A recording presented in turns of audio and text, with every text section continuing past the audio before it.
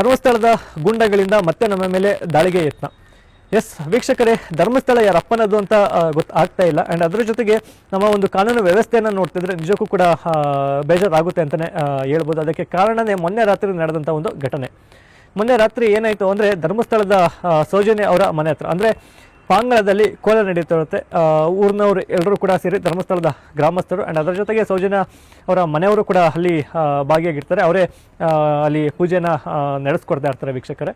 So ಅಲ್ಲಿಗೆ ನಾನು ಮತ್ತು ಕುಡ್ಲ ವೆಂಪೇಜ್ನ ಅಜಯ್ ಅವರು ಮತ್ತು ಸೌಜನ್ಯ ಹೋರಾಟಗಾರರಾಗಿರುವಂತಹ ಪ್ರಸನ್ನ ರವಿ ಅವರು 3 ಜನನೂ ಕೂಡ ಅಲ್ಲಿಗೆ ಹೋಗಿರ್ತೀವಿ. ರಾತ್ರಿ ಒಂದು 11:30 ಆಗಿರುತ್ತೆ ಅಂತ ಅಂದ್ಕೊಳ್ತೀನಿ. ಅಲ್ಲಿ ಹೋಗಿದ್ದ ಒಂದು ವಿಷಯವನ್ನು ಅಲ್ಲೇ ಇದ್ದಂಥ ಯಾರೋ ಒಬ್ಬರು ಈ ಗೂಂಡಗಳಿಗೆ ಅಂದರೆ ಈ ಡಿ ಗ್ಯಾಂಗ್ನ ಮೆಂಬರ್ಸ್ಗಳು ಯಾರು ಇರ್ತಾರೆ, ಸೊ ಅವರುಗಳಿಗೆ ವಿಷಯವನ್ನು ತಿಳಿಸ್ತಾರೆ. ಸೊ ತಿಳಿಸಿದ ನಂತರ ರಾತ್ರಿ ಒಂದು 12 ಗಂಟೆ 12:30 ಸಮಯಕ್ಕೆ ಸೊ ಇವರೆಲ್ಲರೂ ಕೂಡ ಒಂದು 4 ರಿಂದ 5 ಗಾಡಿಗಳಲ್ಲಿ ರೋಡ್ಗಳನ್ನು ಬ್ಲಾಕ್ ಮಾಡಿಕೊಂಡು 15 ಜನ ದಾಳಿಗೆ ಪ್ರಯತ್ನವನ್ನು ಪಡ್ತಾರೆ ಅಂತಲೇ ಹೇಳ್ಬೋದು ವೀಕ್ಷಕರೇ.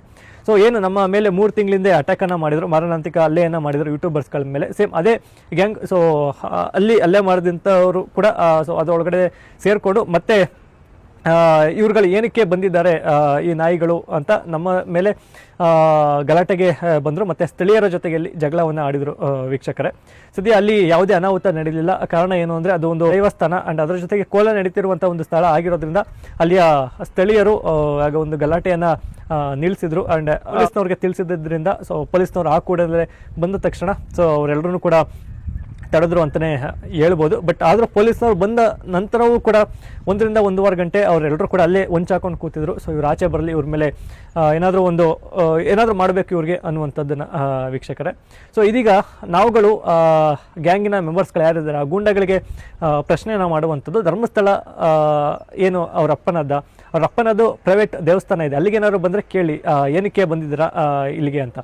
ಸೊ ಅದನ್ನು ಬಿಟ್ಟು ನಾವು ಅಲ್ಲಿ ಹೋಗಿರುವಂಥದ್ದು ಸಾರ್ವಜನಿಕ ಸ್ಥಳ, ಅಲ್ಲಿ ಏನಕ್ಕೆ ಬಂದಿದ್ದೀರಾ ಅನ್ನುವಂಥದ್ದನ್ನು ಅವರಲ್ಲ ಅವ್ರ ಅಪ್ಪಂದಿರಿಗೂ ಕೂಡ ಕೇಳೋದಕ್ಕೆ ಹಕ್ಕಿಲ್ಲ.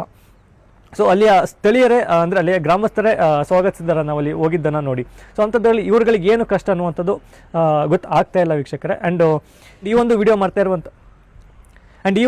ಮಾಡ್ತಾ ಇರುವಂಥ ಒಂದು ಕಾರಣ ಏನು ಅಂದರೆ ವೀಕ್ಷಕರೇ, ಕೇವಲ ಈ ಒಂದು ವಿಷಯವನ್ನು ತಿಳಿಸೋದಕ್ಕೆ ಮಾತ್ರ ಅಂತಲ್ಲ, ಒಂದು ಸಾಕ್ಷಿ ಆಗಬೇಕು ಈ ಒಂದು ವಿಡಿಯೋ. ನೆಕ್ಸ್ಟ್ ನಮಗೇನಾದರೂ ಅನಾಹುತ ಆದರೆ ಅನ್ನೋ ಒಂದು ಕಾರಣಕ್ಕೆ ವಿಡಿಯೋವನ್ನು ಮಾಡ್ತಾ ಇರುವಂಥದ್ದು. ಬಟ್ ನಾನು ಆಗಲೇ ಹೇಳಿದೆ, ನಮ್ಮ ಒಂದು ಕಾನೂನು ವ್ಯವಸ್ಥೆಯನ್ನು ನೋಡಿದ್ರೆ ಬೇಜಾರಾಗುತ್ತೆ ಅಂತ.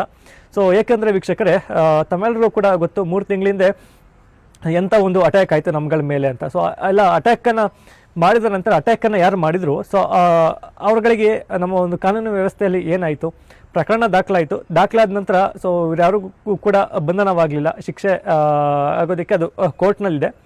ಬಟ್ ಬೇಲನ್ನು ನೀಡ್ತು ಕೋರ್ಟ್. ಬೇಲ್ ನೀಡಿದ ನಂತರನಾದರೂ ಇವರು ಸುಮ್ಮನೆ ಇದ್ರ ಇಲ್ಲ. ಮತ್ತೆ ಕುಡ್ಲ ರೆಂಪೇಜ್ನ ಅಜಯ್ ಅವ್ರ ಮೇಲೆ ಇವರೆಲ್ಲರೂ ಕೂಡ ದಾಳಿಗೆ ಪ್ರಯತ್ನವನ್ನು ಪಟ್ಟರು ಆ್ಯಂಡ್ ಅದು ಗಲಾಟೆ ಕೂಡ ಆಯಿತು. ತಾವೆಲ್ಲರೂ ಕೂಡ ಅದನ್ನು ಮಾಧ್ಯಮಗಳಲ್ಲಿ ವೀಕ್ಷಿಸಿರ್ತೀರ ಅಂತ ಅಂದ್ಕೊಂಡಿದ್ದೀನಿ.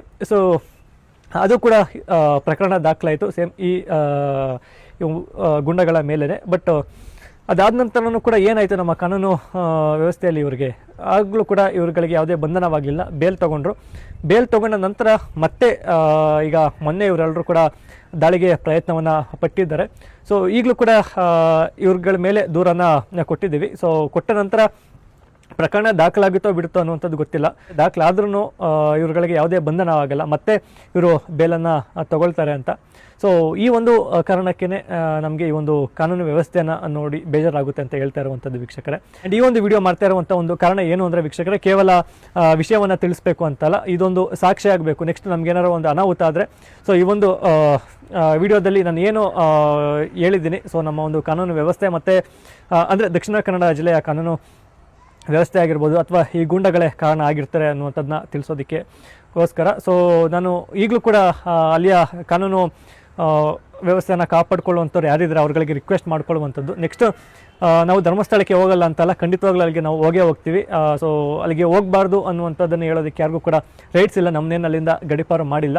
ಸೊ ನಾವು ಅಲ್ಲಿ ಹೋದಂಥ ಒಂದು ಸಂದರ್ಭದಲ್ಲಿ ಸೊ ನಮಗೆ ಏನು ಕೂಡ ಆಗಬಾರ್ದು ಆ್ಯಂಡ್ ಅದಕ್ಕೆ ನೀವುಗಳು ಯಾರು ಕೂಡ ಕಾರಣ ಆಗಬಾರ್ದು ಅಂದರೆ ಸೊ ಆದಷ್ಟು ಬೇಗ ಇವ್ರುಗಳಿಗೆ ಶಿಕ್ಷೆಯನ್ನು ಕೊಡಿಸೋದಕ್ಕೆ ಸೊ ಬೇಗ ಮುಂದಾಗಬೇಕು. ಅಂದರೆ ಬೇಲನ್ನು ಕ್ಯಾನ್ಸಲ್ ಮಾಡಿ ಸೊ ಅವ್ರುಗಳಿಗೆ ಬಂಧನ ಮಾಡಬೇಕು. ಅಥವಾ ನಾವುಗಳಲ್ಲಿಗೆ ಹೋದಾಗ ಅಂದರೆ ಏನು ನಮ್ಗಳ ಮೇಲೆ ಅಟ್ಯಾಕ್ಗಳಾಗಿತ್ತು, ಸೊ ಸೊ ಅಟ್ಯಾಕ್ಗೆ ಒಳಪಟ್ಟವರು ಅಲ್ಲಿಗೆ ಹೋದಾಗ ಅವ್ರುಗಳಿಗೆ ಪ್ರೊಟೆಕ್ಷನನ್ನು ಕೊಡಬೇಕು ಅಂತ ಕೇಳ್ಕೊಳ್ತೀನಿ.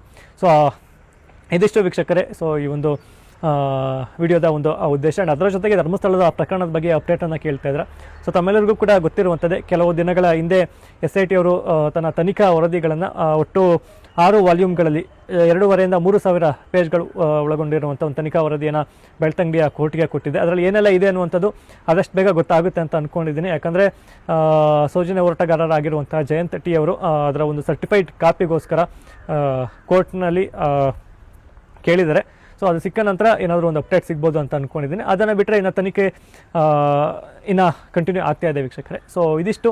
ಸೊ ಮತ್ತೇನಾದರೂ ಅಪ್ಡೇಟ್ಗಳಿದ್ದರೆ, ಮತ್ತೇನಾದರೂ ವಿಷಯಗಳಿದ್ದರೆ ಮತ್ತೊಂದು ವಿಡಿಯೋದಲ್ಲಿ ಸಿಗ್ತೀನಿ. ಧನ್ಯವಾದಗಳು.